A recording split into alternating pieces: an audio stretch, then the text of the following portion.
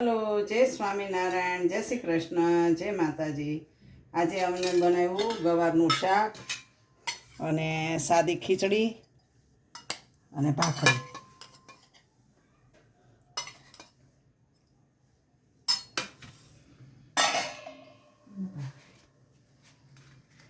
ખીચડી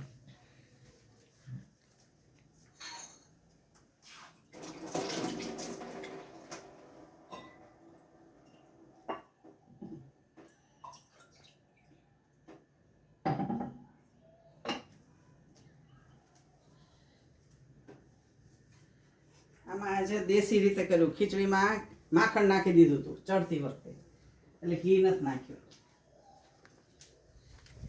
મહારાજ Swaminarayan.